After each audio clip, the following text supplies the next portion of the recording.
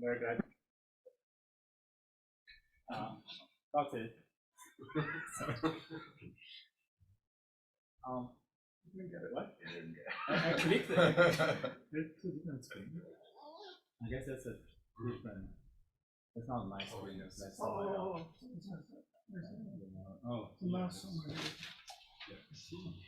mouse is behind. somewhere here. Sorry. I see. Yeah. My great pleasure to visit NYU for the first time. So today I'll talk about the bulk reconstruction from generalized free fields, and so this is a work in collaboration with my student Cameron and Babu. This is in progress. Hopefully, in something like a month, we will post the paper. So I will start with some brief overview, and then the key point of this work is to ask how general is this construction, starting from a boundary theory. Starting from the boundary theory with the generalized free field, can we talk about the bulk dynamics, even if the boundary theory itself is beyond what we usually think in CFT duality, and something without conformal symmetry at all. So then we use SYK as an example of generalized free field, although this construction doesn't require SYK. It just requires any theory with a generalized free field.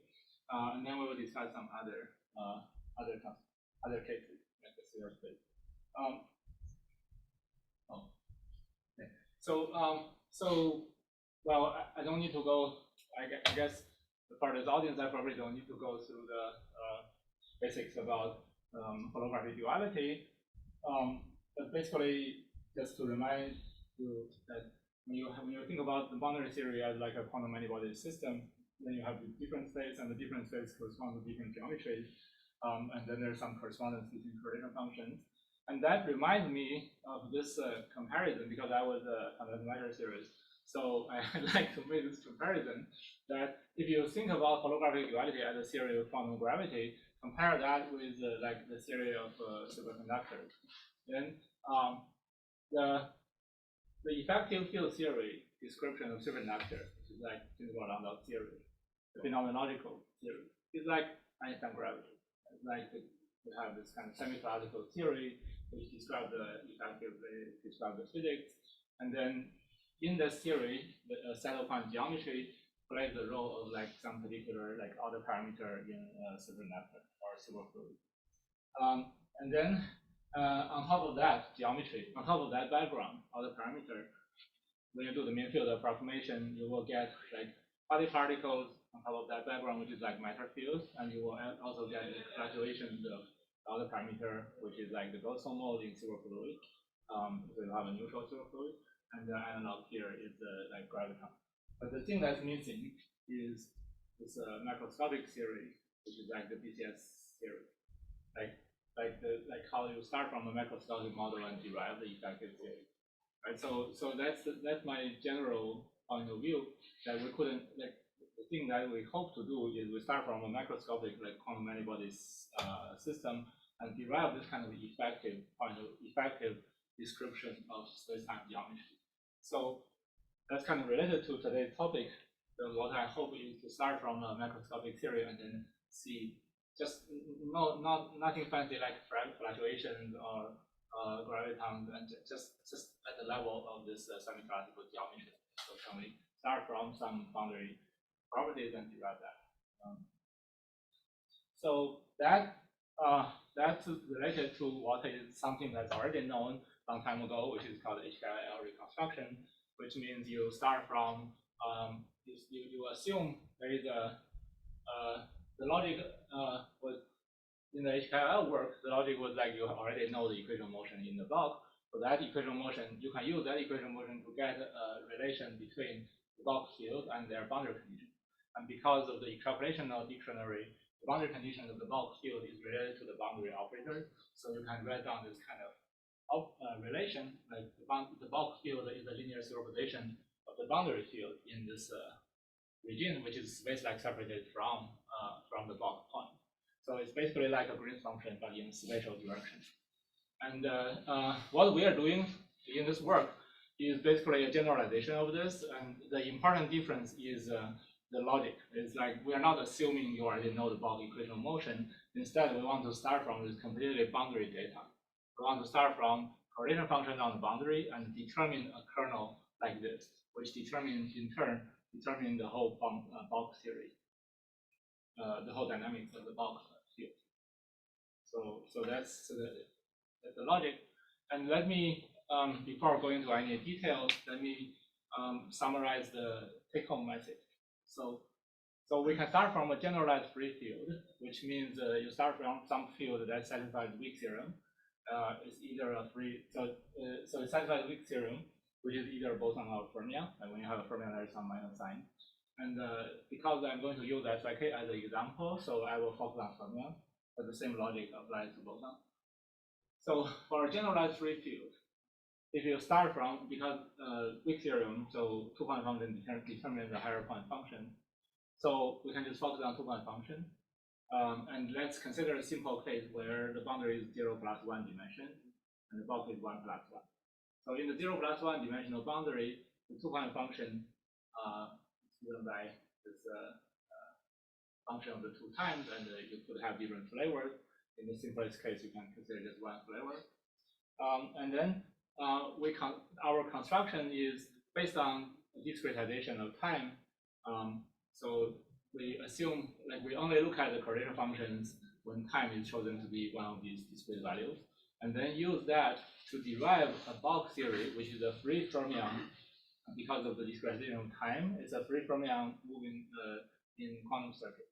And this is a Gaussian quantum circuit, which means just there's a fermion applied by these gates, and the gates are single particle. It means that they just take your fermion particle and they move in space. There's no there's no process that interact between particles.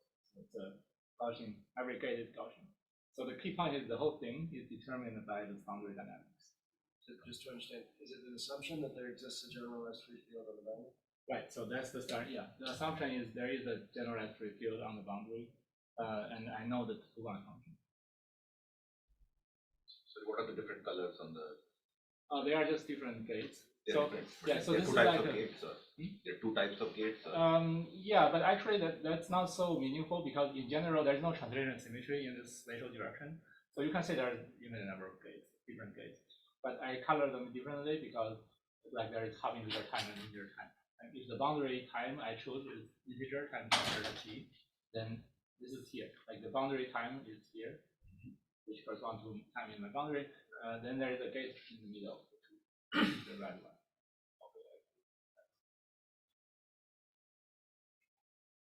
Okay, so is the take-home message here? Yeah, so you see, it's not maybe it's not so surprising that you can find a circuit to do this, because basically you're doing a fitting problem. Right? Like you have a 1 plus 1 problem, and then it's Gaussian. So if you it also satisfies weak theorem. So if you have this problem and this problem with the same two-point function, then all the higher point functions along the boundary will also be the same. So I think it's not so surprising that you can find some system in principle to fit this, but it's more surprising for us that this whole thing is determined by the boundary data. So yeah, so I guess I already used this earlier. So the more precisely, the meaning of a generalized free field, like the chi here, for example, in the SYK model, what happens is that you have interaction between these chi, but because of some larger n limits, when you integrate over chi to get the generating function is Gaussian. Once you have the Gaussian generating function, all the higher point functions are determined by this two-one function. So that's the general definition of generalized free field. And you can do the same for the book. And the key we should distinguish this from what we are used to in ADS-CFT, where usually you are thinking about theories that has asymptotic conformal symmetry in UV. The generalized free field has nothing to do with that requirement. And so I can have models like SYK where there is no conformal symmetry at all. Like you can have SYK with finite temperature. It's not close to any conformal. So but large N theories structure. Large N theories. Yeah. So I think to have a generalized free field that's not free field usually requires some large n limit, but it doesn't require conformal. Okay, so so then I will briefly sketch the behavior of SYK model just because we're going to use this as an example. But wouldn't like the ON model be a simpler example? Or what? The ON model? I think so, except it's kind of SYK is pretty strange, right? I mean, it's not even a quantum mechanics. as I'm going to discuss later, what you need is a generalized free field that's not free. So if I do the ON and look at the singlet field, it's kind of close to free. Maybe I need to know there is a anomalous dimension, then it's not free, then we can do this. But I couldn't like do that or For your purpose of doing to reconstruct the box geometry. yeah, it's important that I'm talking about. We'll see later why, but it's important that we are starting from a generalized free field, which is not free. But can't you simply say I have a two-point function with a Xiaoliang representation? The rest is because there is free field is determined. So can't you just give the two-point function? Yeah, but I mean, this is just an example where the two-point function comes from in writing theory. Two-point function comes from a supermodalization. Yeah, I'm not familiar with the OM. If there is a model where you can get this, like where you have this generalized free field, which satisfies this condition. Yeah, whenever you have the generalized free field theory where you know the two-point function, then we can start from. Then we can take any two-point function which obeys Xiaoliang. Any one is as good as this. Yeah, like you can take any 1 plus 1 conformal field theory. No, forget about the field theory. Just take a two-point function of like Xiaoliang, nothing more than that. Xiaoliang, right? The rest is given by this formula. Why do I need so anything basically, else? you need a model that approximation is. Why? I mean, a free field, a generalized free field is a generalized free field. Once I have the generating functional, why do I need anything more? You don't need anything more. Maybe I'm just not familiar with what. I mean, sorry, I don't know the term you're talking about. Well, that's like quantum field theory 101, right? I mean, it's probably on the same universe. I don't know. I mean, you have phi of 0, right? You can do the Fourier transform, and then you write this as an integral in some density, right? One for the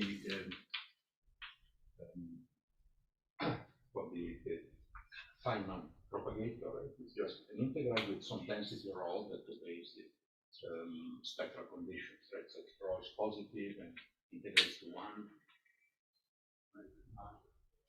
And take any rho. Okay. I mean, yeah, but there's infinite possibilities. Yeah, I mean, yeah. So what you need is generalized free field, which means you need a theory where this thing satisfies with theorem, phi. Yeah, and that once you give this, you can assume that it satisfies Wick's theorem, right? Because I mean, once you give this and you give the generating functional, that by construction satisfies Wick's theorem. It may not come from a Lagrangian. It may not come from. It may not come from Lagrangian. Do you need it? I think he's saying that I don't need it. SYK model gives you a Lagrangian. Yeah. That's all. Yeah, I mean, if you already know a theory where that's true, like I have the Wick theorem, then yeah, and that's fine. But in general, it's not so easy to have a system with a local Hamiltonian Lagrangian. So you need locality. You need more than just the. Well, I don't need that, but I want to. I mean, I want to think about the physical theory we start from that. But the construction itself only needs. But SYK is also not quite local because you're doing this one here. Yeah. Substance holds as one point. Sure. Yeah, I think it's up to you if you want to just start from. Are you going to comment on what breaks down in your construction if you don't have like the SYK model, like you don't have a complete model from which this generalized theory comes from, or not? I think it doesn't break down, right? You're I saying you don't- only need the two-point function. Yeah, You I only don't, need the we don't fixed. really see Okay, that. okay. Nothing big. Yeah, it's just still. Do you need any structure about the two-point function? You need the weak theorem. Only weak theorem? And the fact that it's not free. Yeah, depending on So, what it yeah. means, not free. I'm going to use that. So let's so that's like so it's just good. I just feel good to have a concrete model well in mind. So you have this second model using rising fermions and it satisfies the similarity equation. But for all the purpose of our discussion, it's not so important. Just remember, just keep in mind that this is a model where we know exactly how to compute the two-one function at finite temperature when you take large Q limit in particular. But if it's not large Q, I need to do something large. So, and then you get generalization. You see the two-one function behaved exponentially at finite temperature. Okay, so now let's go to discuss how we are going to do this construction. So we have, there's Wiedemann function. We start from the general Wiedemann function, the two-one function without time ordering. But what I actually only need to start with this construction is just the anti-commutator part, and it's a fermion. So for fermion, you can show that because of weak theorem, the anti-commutator is a number, which means you insert any other number of chi, expectation value of that will be the same as just take that number, multiply it by that. Because basically this operator, the anti-commutator operator, factorized with any other operator. So it's a number. So you get this number, and in SYK you have diagonal in the fermion label, so you just get ATT prime. So let's forget about the IJs for now. So you should think of this correlation function ATT prime as a matrix in terms of T and T prime. Remember, we're going to discretize time. It's like a matrix with two axes. Okay, so now come back to this question why I say I want a generalized free field that's not a free field. What happens if I have these fermions and they are free, which means that they have a bilinear Hamiltonian? So now I'm talking about 0 plus 1 dimension. So this Hamiltonian doesn't have any spatial locality.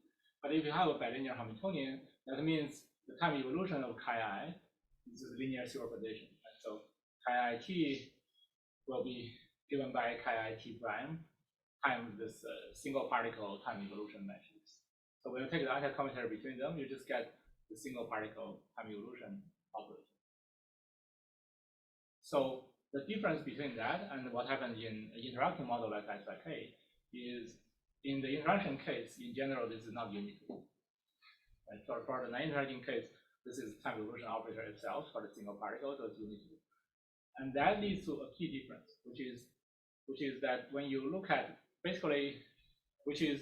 when you look at the space of single particle operators at different time, in the interaction theory, you get different subspaces of the many-body like space of operators, which is what I'm trying to show here. And like when you look at different time, the linear superposition of this single particle operator for single particle for the free system, it's the same space. You're just changing the basis within that small single particle space.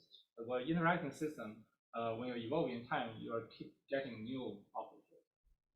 So, but the two-point function is still invariant under time translation. Is still a function of t minus t prime. It doesn't have to be.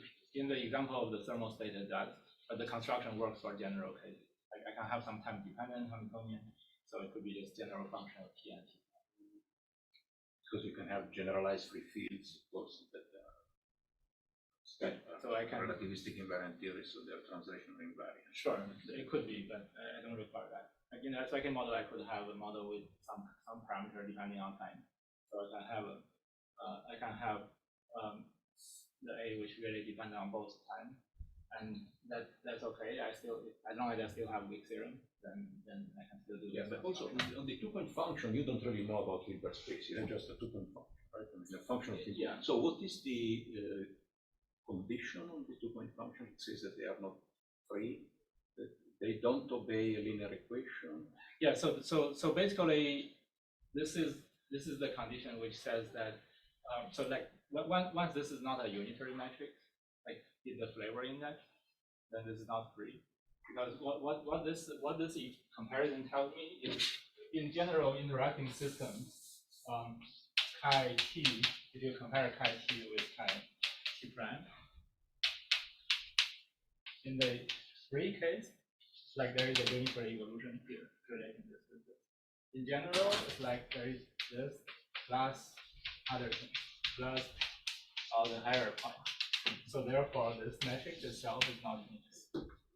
And that's actually important for this construction, because what we're doing, as we will explain later, what we're doing is to basically so think of these different planes as like subspace of. But how is that compatible with having a generalized free field?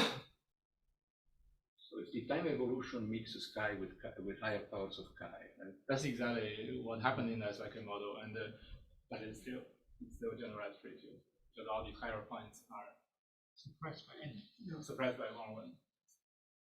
Okay, so you have a theory that in the limit of large In the n limit is of a large generalized n, free field, but is not a generalized free field.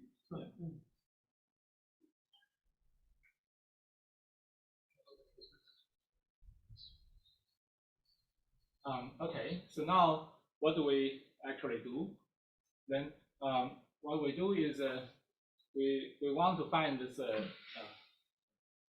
we want to find this circuit which reproduce the same anti-commutator matrix. We want a bulk fermion per side, and then the bulk fermion evolved in this quantum circuit, which means there is a unitary operator that takes me from here to anywhere in the future in the light cone, and then you can that determines the anti-commutator along this boundary line. So now, how do you find this this bulk fermion in terms of the boundary fermion? First, to understand why that's possible mathematically, you can just do a counting. And so let's say look at this interval 1, 2, 3, 4. There's 4 points on the boundary, and then there's 1, 2, 3, 4 points in the bulk. So these gates are unitary and along the time direction. So you have these 4 bulk fermions evolve into these boundary fermions, and then so like if you look at the evolution from the from the green to the orange, like the past horizon, the future horizon, there's a unitary map between them. So in general, from this bulk fermion to the boundary 4 point is not a unitary map, because these 4 points are not like in a spatial cut, but there is still a linear map. And as long as that linear map is non-singular, is a matrix with non-zero determinant, you can invert that and just write down the boundary for the bulk fermion in terms of the boundary. And so this is how, like, okay, you have a if you know the gates, you could fit this, but it's not a operational way to do that. But there is actually a better. Or maybe I should directly come here. So the way that it turns out that you don't need to like do the fitting, like you don't need to move the change your gates in the bulk and to fit it to this boundary anti-commutator matrix. You can think about doing it one by one, and it becomes an orthogonalization procedure. So look at here. Right? So this is this bulk system where this is just the boundary fermion itself. So just to clarify, these purple points are not gates. The purple points are just boundary conditions. Like this line will just become this line. So this purple point is where I define the boundary. So this is my boundary fermion at time 0, 1, 2, 3. And then so these other points are gates, non-trivial gates which we need to determine. So this one is just the boundary fermion itself. And then what determines this one? This one is determined by the condition that along this dashed line, these fermions are independent fermion modes, so they satisfy this canonical anti-commutation relation. So this one should anti-commute with this. So that means I'm looking for a kernel which relates that fermion to the boundary fermions here.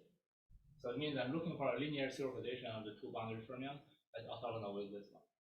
So that's really just taking that ATT prime as a, this G is the A, this is the capital A matrix. You take that ATT prime and view that as the inner product between vectors, and then you're just doing an orthogonalization. So you start with this boundary fermion operator. This one is not orthogonal with that one. The inner product is like the A matrix, and then you orthogonalize by taking some linear transformation between them, and then you get this one which is orthogonal with that. And now you can just continue. Right? This line is like, just take this boundary fermion, orthogonalize with these two. And you just keep going. So in this way, you determine this linear relation. Like the bulk fermion, the random word here, is a linear transformation of the boundary fermion, which has a triangular form like this. Because the first one in the bulk is like the last time boundary, and the second one is like the last two. So it has this kind of triangular form. What determines the number of the steps? What determines the number of the steps you have to do? So you can just keep going, right? So just if you want to determine the bulk fermion somewhere, you need the corresponding like boundary time interval. Yeah, I'm just confused. If you just want to diagonalize it, so you just have one line, right? Why you have this kind of structure? So it's not diagonalizing the ATT plan. It's finding the triangular matrices that diagonalize it. So it's like that's the, because you are trying to find the kernel that's supported in this HKL with. So it's like I'm trying to find the side here, which is linear superposition of B, and then I can do that by starting from the boundary and going into it. So if I want precise ZT, I will need a time interval on the boundary, which is T plus D T minus T. I need this time interval to get this function. And what do I do if I want to get the left mover? I will do the orthogonalizing in opposite order. So I start here and then go this way. So really, it's like the picture I drew earlier. Like all the fermions at this time from the subspace, all the operators all the chi operators at this time, let's say T minus Z, from the subspace, and then you add a new point, and that new point gives you a different subspace of operators. You find the one like generator that's orthogonal to the old one, and the next time find another one. So these two different ways, like going from the past to future or going from the future to the past, gives you this right movers and left movers. So it's like you obtain like the kernel or the propagator in those entanglement wedges where you should reconstruct some information given what you have in the boundary. I have to understand more or less that case like that. Basically, I can propagate from the boundary to the bulk in that triangle because that's the entanglement wedge, the region where I should have some access to information. What I have in the boundary from minus seed to seed. And then basically we're going to try to match or connect the different kernels of the different entanglement wedges, sort of. I don't quite understand. Is that a comment or a question? A question. I mean, I don't know too much about this, but it seems that if you draw that triangle over there, and you're gonna try to obtain psi of C of t inside that triangle, seems that it's given by the extension you have in the boundary. Yeah, so that's the key difference with the HKL, because if I already know these gates, that's like HKL. Like if I already know the dynamics of the bulk fermion, then I just need a propagator this way. And here the point is that these gates are undetermined. These gates are what I will determine from the construction. So what are the inputs? The input is this boundary correlation function, and the fact that the gates are unitary this way. I need to use the fact that the gates are unitary this way, which is hidden in the requirement that these fermions have canonical anti-commutative relation. We require that to be true in any path that's requiring the gates are unitary. So I cannot just take these gates and do this propagator this way. Right? So there is this way to do that by orthogonalization. And then the next step is once you determine this bulk fermion, that determines the gates. Because the bulk fermion in any input and output of the gates is already determined in terms of the boundary fermion. So like this one is some vector given here. This one is some slightly different vector. And once you know the vector in terms of boundary fermion, the input and output, that determines the gate. So everything in the bulk. And now, any other questions? This is like the key point of this construction.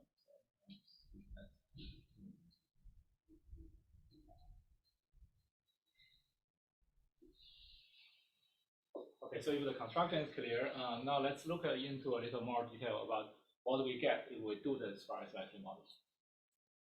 So as I mentioned, like you can determine the kernel and then determine the gates. And then what you see if you take a thermal state of S like K, you see these gates. These gates tells you, this gate is just 2 by 2 because I have one right mover and one left mover which couple with each other. And the gates tell you what's the probability that the right mover becomes the left mover. That's like the cosine theta. And that probability becomes smaller and smaller when you go deeper in the bulk. And that's this picture. That's theta approach pi over 2 exponentially, which means this becomes like the off-diagonal matrix. And off-diagonal matrix means the right mover just stays right mover and keep going. So that's this picture here. Like the circuit looks like I start from the boundary, I have some chance to get reflected back. And if I get here, I have some chance to get reflected back. But if I get somewhere here, then the chance of reflection is almost 0. So you see, so physically, that's telling you that the system effectively has a thermal bath. So it's like my boundary 2-point function decays, and because of that decay, when I try to get the box circle, which gives me the same 2-point function, the box circle has a semi-infinite bath, which just have these qubits fly away. And it actually has a more. You can also see it more explicitly. Right? So if you take a look at what happens here, like what's the difference between this one and this one? This one is like this boundary fermion orthogonalized with these two. And this one, like the boundary fermion orthogonalized with these three. So if this is long enough time window where the ATT prime is already very small between these two times, then that's already automatically orthogonalized. So going from here to here is like a trivial evolution. So that's why, like once you exceed the thermal length, when the steps goes like c bigger than thermal length, which is around beta, then you just get a trivial evolution, right? Like this bulk ferment is free flight. Oh, how do you define your U and the V? How do I define what? Yeah, what's the U and the V? Oh, these are like the single particle transformation metrics. For the two max at that. Yeah. For the proper. There's something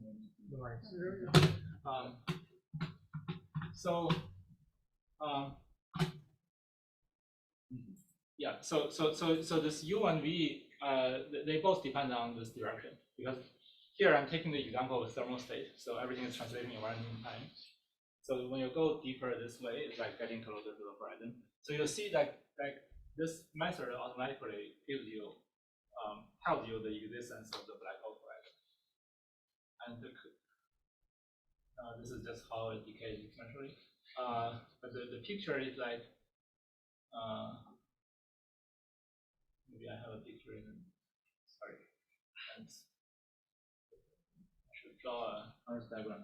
So the bulk picture is like, although there is infinite boundary time from here to here, your bulk fermion actually experience a finite time in this in its own inertial frame. So that's why that translates to the fact that once you go to somewhere here, this line, which is like line here, there's very little evolution between here and there. So within this narrow regime, you can ignore the coupling between left and right mover caused by the map term, and it looks like this. So that allowed us to directly look at the horizon mode, because the evolution is basically trivial, so you can just do that. So what you constructed is actually stretched horizon, right, rather than the genuine horizon. This vertical line here is like stretched. Yeah, it's like a stretched horizon. Although usually when we say stretched horizon, that has something to do with some interaction effect. Here it's just the cutoff of the time, time correlation. Yeah, it's like if you look at how the phase of the particle goes from here to here, that changes if you take a small cutoff there, and then you get this Right. Yeah. Or you can write the metric in a way. Yeah, the metric, the conformal factor goes to be very small near the horizon. The redshift is very large. But also the horizon here is at infinity. The horizon is at infinity. Yeah, because this is just like a total coordinates, Right. which the horizon is at infinity. Yeah. The And point this is that some kind of stretch horizon. yeah, right. So like in the ADS space, this total coordinate will be like this. ADS like it will be 1 over sinh. So the z is like the total. Right. So then but because this decay is so expensive, because this decay exponentially, I can get pretty accurate expression of the horizon fermion. The fermion at the horizon is very close to the fermion here, which I can write and like this is how the wave function looks like. With some superposition, let's say this one, some superposition of the fermion near here. So like you can take superposition of fermions at different time near 0, which will give you exactly the fermion that cross the horizon at some fixed time coordinate. If you take a different one and just a translation, that is horizon fermion. But if you think a bit more about what physically, like from the boundary point of view, what does the horizon fermion mean? Sorry, I'm going a little out of time order. So what does this horizon fermion mean? These horizon fermions, they effectively anti-commute with everything at later time. So like high t prime for any t prime bigger than this t, anti-commute with that horizon fermion. So that means if you do anything like creating multiple particles after that time, like it means if you measure multi-particles, you never see that as IL. Like you have your thermal double state, and then compare it with, you have your thermal state rho, compare it with another state which is different from the thermal state by creating a fermion here. Then there is no way to distinguish them after that time. You can distinguish it before that, but there's no way to distinguish the two states after that time. So these are like the modes that are kind of protected, and they sit at the horizon far enough away from them. And you can only detect them by 1 over 1 correction. Okay, so then the point is that you can also do more precise comparison with the continuous theory. So like we got this quantum circuit, and how do I compare it with the continuous fermion theory? In the continuous fermion, if you choose, sorry, where is the function? Yeah, it's like if you in this conformal coordinate, you have this conformal coordinate with a conformal factor, and that factor will show up in the fermion Hamiltonian. So the fermion, so the coupling between left and right mover is given by m times omega ct. So if you have a metric that's sorry,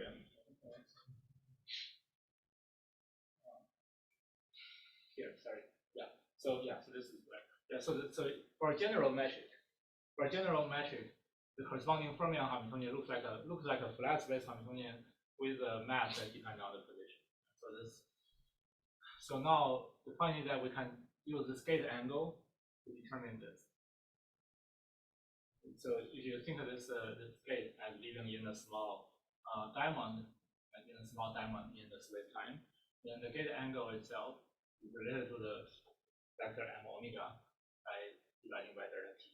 So you can actually get m omega and compute things like Ricci curvature. But if I want to compute Ricci curvature, I need to know what is the m, and I can actually get m from taking the zero temperature power law. So m is close to what we know, which is like 1/2 minus 1 over q. I don't know whether it's an offset.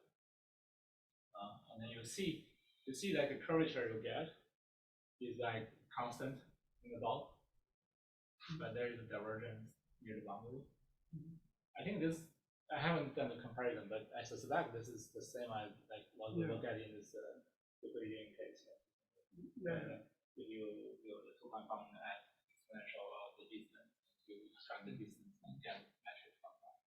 This divergence near the boundary, just you need it such that the 2-point function goes to 1. Right.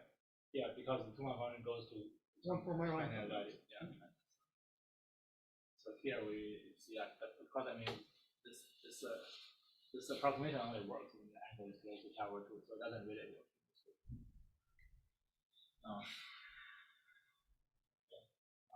Any questions?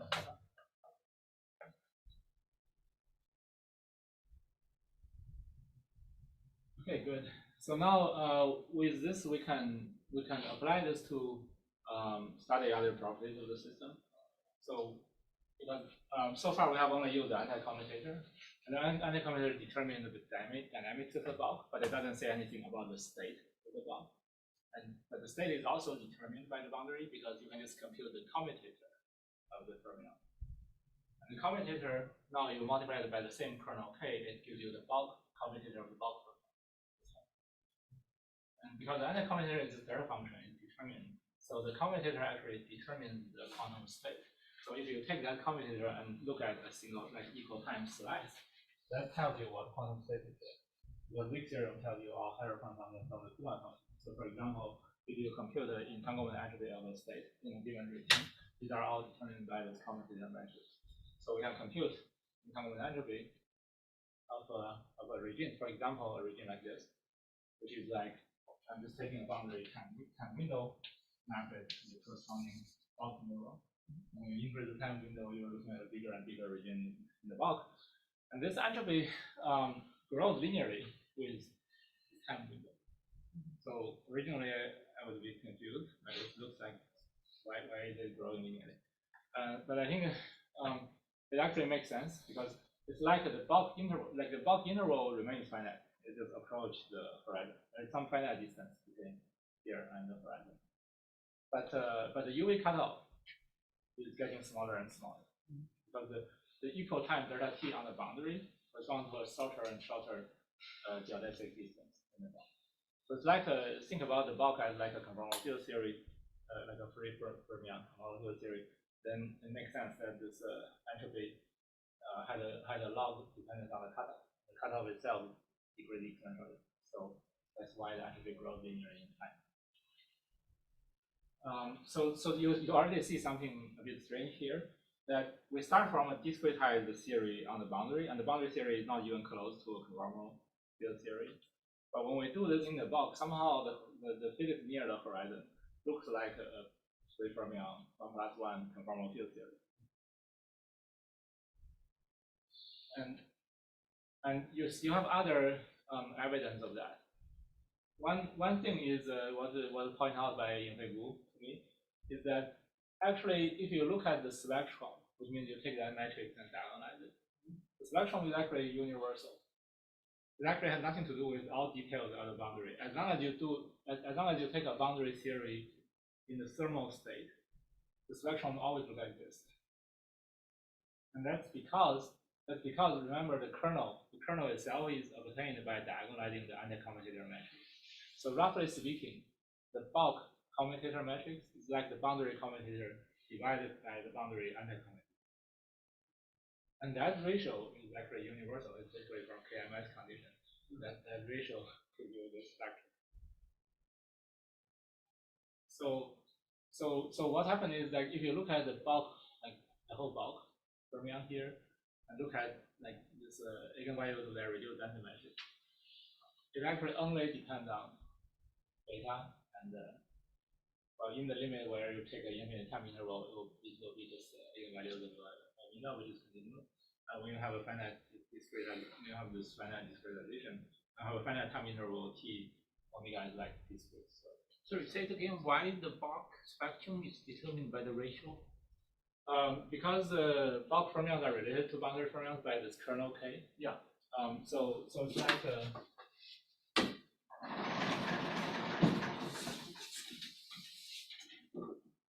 so k is determined by this equation. Ka k dagger equals to identity. And this is the commutator of the boundary fermion. So if I take kc k dagger, that gives me this CD, which is finite commutator.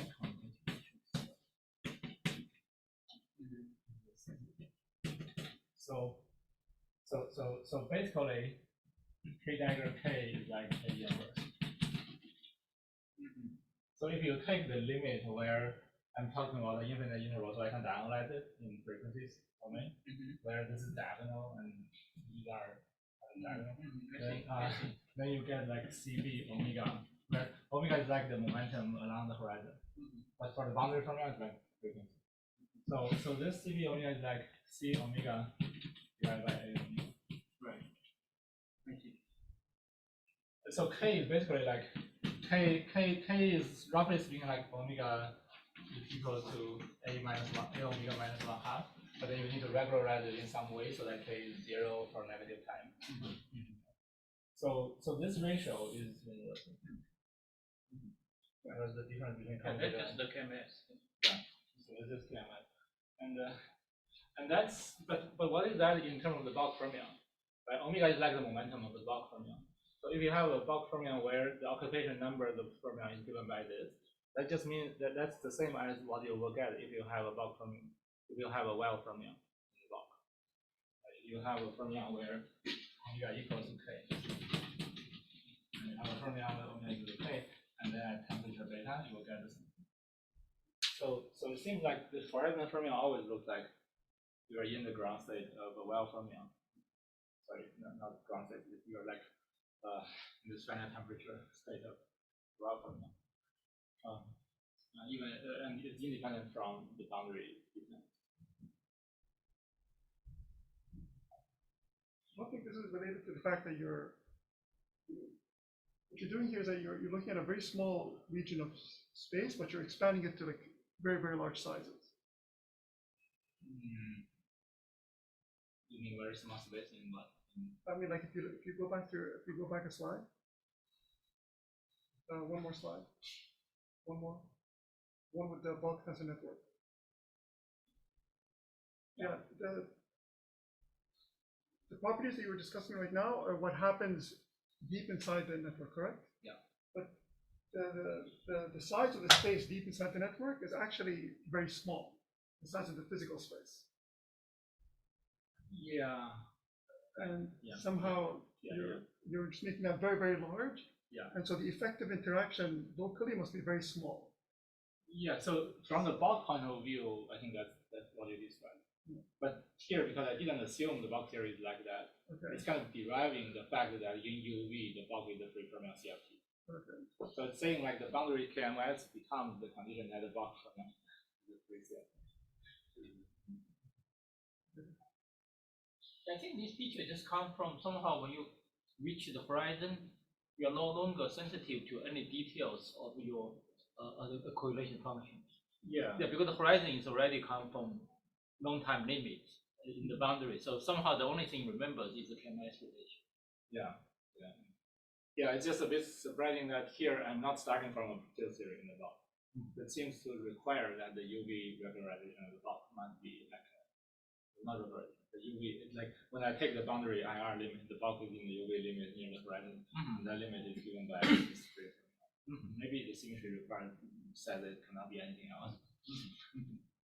But anyway, okay, so we can study other things. Like we can take the thermal field double state, and then in that case the kernel stays the same for each side. The anti-commutator is trivial between left and right. So I'm just going to do the same transformation on left and right separately. But the commutator is non-trivial between left and right. There is non-trivial entanglement between the two sides. So if you calculate the entropy, there is a non-trivial mutual information. Yeah, so I would expect that what happened is the entropy of the whole thing saturates to a finite value, but the entropy of the S1 plus S2 will diverge linearly. That's what I expect from the continuous theory. But numerically, what I see is the entropy S12 also grows linearly. So qualitatively, it does give me this mutual information between the two intervals, which grows linearly in time. Grows linearly when they get close to each other. But I don't quite understand why this thing is growing. Like, I mean, the blue point is like S12. And if the whole thing is a pure state, S12 is equal to the entropy of the thing in the middle. And that middle part has a size that's comparable, comparable with the UV cutoff. So I would expect to get a finite entropy. I don't know why. Anyway, but you could compare that.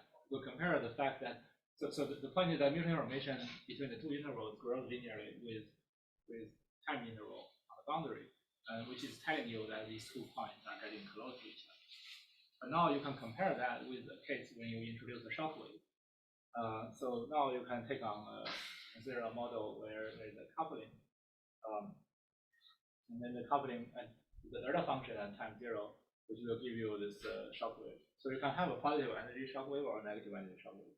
If you have this positive energy shock wave, then what happens is, but in general, now we don't have, like these two systems are coupled, so I couldn't really separately treat them. But I can just put them together, view them as like one system with 2 flavors. So I do the same construction finding the kernel, and the kernel, effectively, the kernel will have some hybridization between the two sides. But the hybridization is small. And then once you find these bulk fermions, you can look at the mutual information between these two, and you see now the mutual information remains finite when you take the boundary time intervals too big. Because in the bulk, what happened is the correlation function between the bulk fermions decays when you go deeper in the bulk. So that's the consequence of this exponential growth of the deviation from the case without shock wave. Like the correlation between this thing here and here decays exponentially. So that's how you that gives you this cutoff. This gives you the saturation, the mutual information. And then what happens if you have the opposite case, like when you turn on this negative energy shock wave? And let's say if I take the extreme case of this eternal wormhole we studied before, then what you will see is that the construction we do actually can only work until this time. So now this is like the traversal wormhole model where you have the 2 aspective models with a bilinear coupling, and then we know the 2-point function is periodic. So what happens is this fermion will come here, this fermion will come here. So if you look at the A matrix actually becomes singular once you reach that time. So if you take both sides, take chi L and chi R, and then take this time interval, what happens is the undercommutator becomes 1 here. So your A matrix will look like 1 here, and 1 like this, and then something else. Then this will be already like giving you a 0 determinant. The same thing up here. So that makes sense because then that basically means you start from the 2 sides and do the reconstruction of a bulk, and then you have to stop at a finite depth. So whenever you see this determinant become 0, that means your bulk has an end. Like I don't have more like independent mode anymore.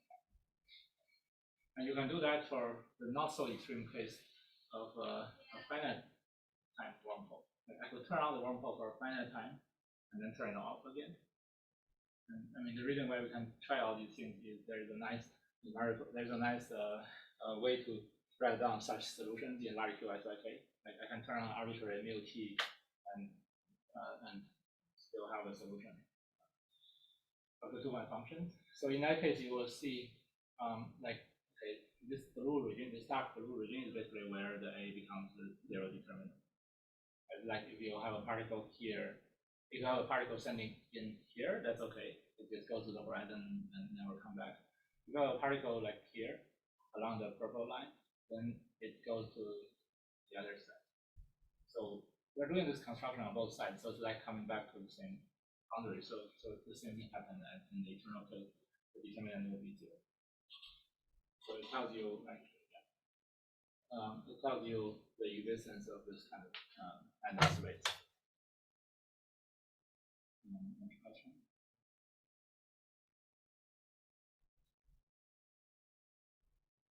Okay, so now let's be a little more. Let's try something more adventurous. That we want to say this construction is not specific to SYK, but it can do. You can work with any 2-point function. You can start from any 2-point function ATC prime and then construct the block. So then, of course, we want to understand the other geometry like the Caesar space. Right, so now if you take a de Sitter, let's say de Sitter 2, then there's no boundary. So, but I could just choose a line, for example, the line in the middle, and say fold it so that this looks like a boundary. So then the logic will be now there are two separate tasks. And one is to find a model like SYK, which reproduce the two-one function along this line. And that's the part of the task we still don't know how to do, but we can try. And then the second part is if you have a model which gives you the generalized free field with the two-one function along this line, then you can reconstruct the whole static patch from that. The second part is like what we already know how to do from this. And we actually tried. So we tried the second part.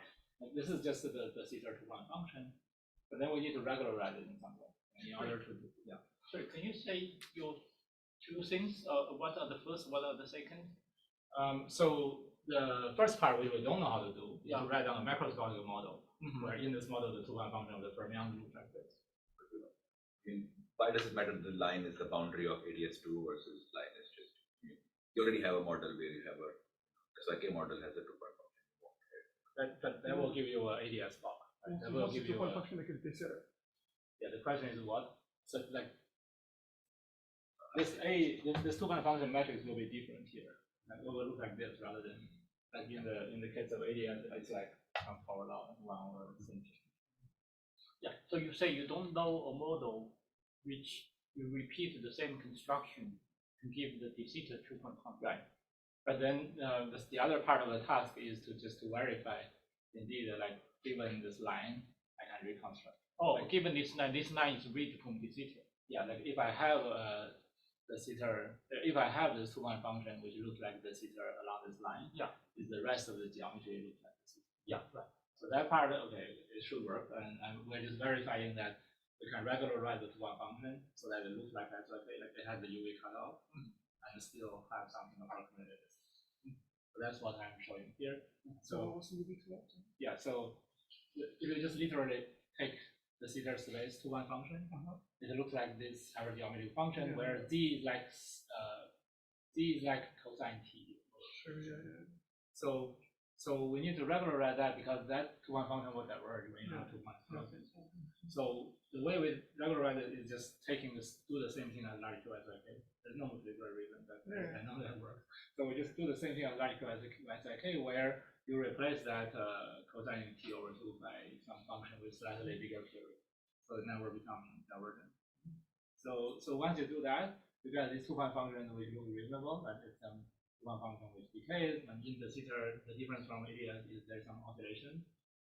But I regularize it, so like at time 0 is 1. And this blue one is like the correlation between left and right mover. But here I have two different flavors. Here because you don't have a boundary, so it's like you have right movers and left movers. So the red line is the red-red correlation, and the blue one is like left-right. So you can start from there and then construct these gates and then do the same thing like how the gates correspond to the curvature, and then you get the same thing like you have this positive curvature, which is good, and then you have this divergence near the boundary. Because of how you regulated it. Yeah, because of the regularization. So yeah, so you get some, this is like the conformal factor. I mean, the interesting thing is that both the Sitter correlation function and the anti-de Sitter one looks like a thermal state. It decays exponentially. So the exponential decay doesn't tell you whether it's positive curvature or negative curvature. It's actually the sub-leading thing which tells you. It's like maybe it's e to the minus t plus or minus e to the minus t, something like that. Like that difference, that really that relative sign here tells you the curvature. Yeah, that's right. I mean, like because we know that because like in the ADS, like if you look at the conformal coordinate, the Sitter patch, the Sitter static patch looks like this, and the ADS looks like this. So they all decay exponentially in long time, but the difference is in some sub-leading. So somehow that's what matters. Yeah. Okay. Okay, so that's basically So what why I have, yeah.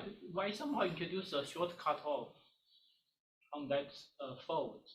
Somehow will lead to a curvature divergence. Do you know why? Yeah, because as Ahmed mentioned, that's like otherwise you wouldn't get a finite to one function. I mean, Oh, I see. like if you think about the Euclidean picture, Right. like if you have an ordinary metric where everything is finite, but you draw a boundary at finite location, then what happens? The two-one function will diverge, will still diverge. Right. So somehow, yeah. So If you want those lengths, to go to zero, Yeah. to reproduce the two-point function of SYK, you find that that actually completely determines what the metric is near the boundary. And if you compute the curvature of that metric, it'll blow up. yeah, so there is a Euclidean version of that calculation. So if you take the Euclidean two-one function, it goes to zero like this near the boundary. So near the top, this is the imaginary time tau. At top goes to zero, the two-one function is like this with a finite slope. And if you translate that into, let's say, take a log of this, you do something like that. And you take a log of that and then translate that into a metric here. That gives you the order and code. So we have some power.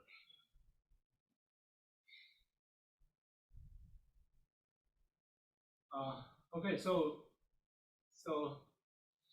Yeah, so that means actually the left and the right are actually become detached. and They're no longer connected. they are. There's correlation. There's correlation. Yeah, there's correlation, but somehow there's something singular in between.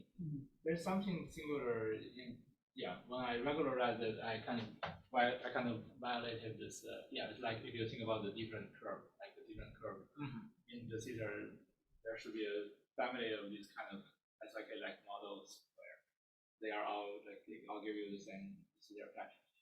But when I do the regularization, then they are not really equivalent anymore. Similar to like SIK, if you have SIK with different temperature, at the low temperature limit, they just correspond to different boundaries of the same ADS2. But if you, for general finite temperature, they are different temperatures near the boundary. Yeah.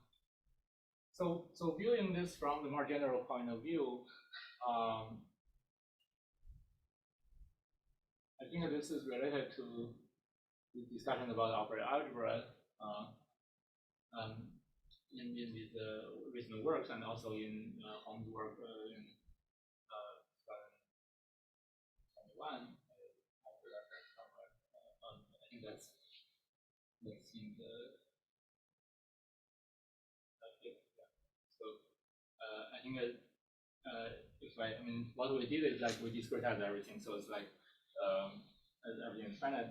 But if you look at this in the point of view of an operator algebra, it's telling you how you get from type 1 to type 3, because basically the boundary itself has this large n. For any finite n, of course, it's a type 1 thing.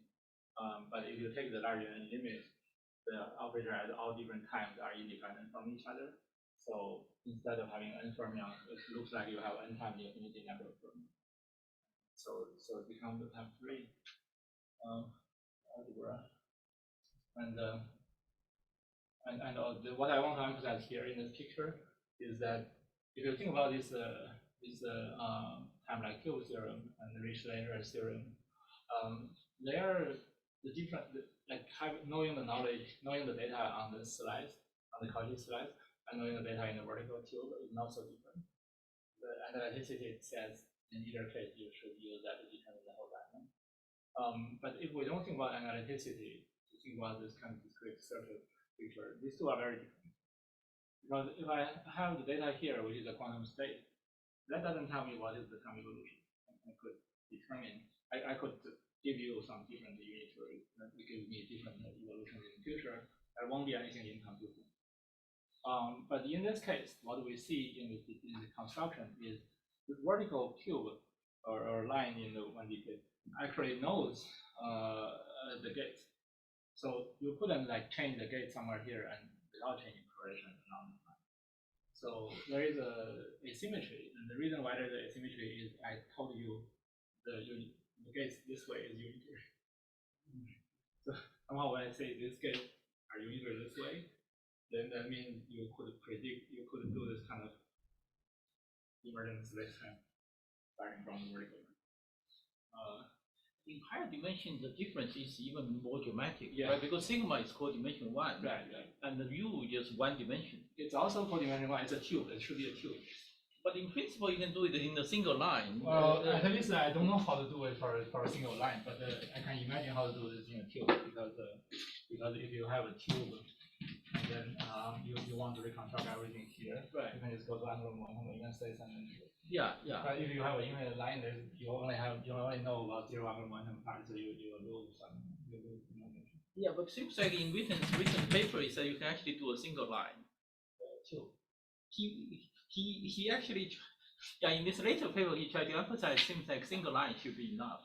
He was saying something. I don't know whether he was Technically, you can't, right? Because when you talk about even if you want to talk about algebras of bounded operators, you need some smearing. So you need open sets. Right? I guess so, but you can was, smear in the time direction. he was saying smearing time. Yeah, but you also need to smear in the space direction because otherwise you don't even have to put bounded operators. I mean, there is no such thing as the operator phi at the point x, right? That's not mathematically well defined. That takes you out of the Hilbert space. If you even want to talk about algebras and Hilbert spaces, you need to smear, right, in a little. But somehow he said if you smear in time, it's enough. Yeah, I you think don't have to smear in spatial direction. You can just do this smearing only in time. Yeah. But if you want to reconstruct the whole diamond, I don't think I think you still need maybe your operator definition doesn't need the tube, but you're still saying operators in the tube reconstruct it. Yeah, certainly understand the tube, but I think in his And you also need analyticity, of course, because all of that is based on analytic state. Like if we just do a counting argument, it's even possible that I can have something like this, which could still reconstruct the diamond. Like if I do this discrete like quantum circuit thing and do some counting argument, it seems still possible, maybe possible even if I have some other shape which is not a tube. Break broken lines.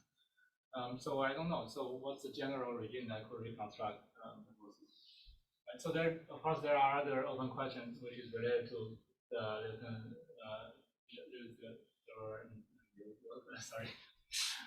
And so like because they have this very nice modular half-sided modular flow which brings these operators here into the interior.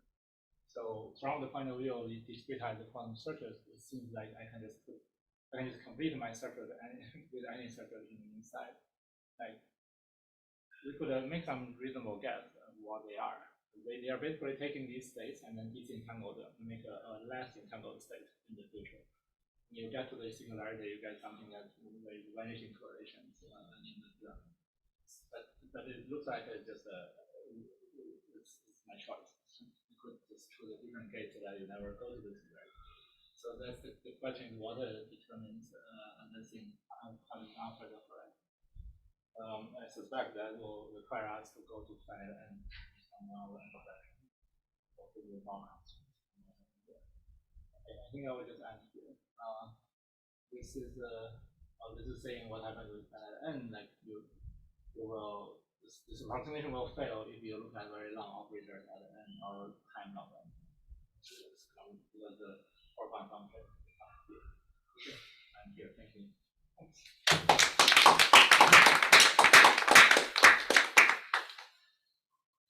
Any questions for Xiaoliang?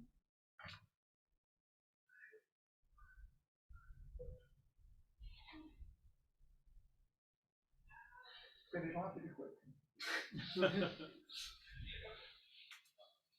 Yes, we had a lot of questions during the talk.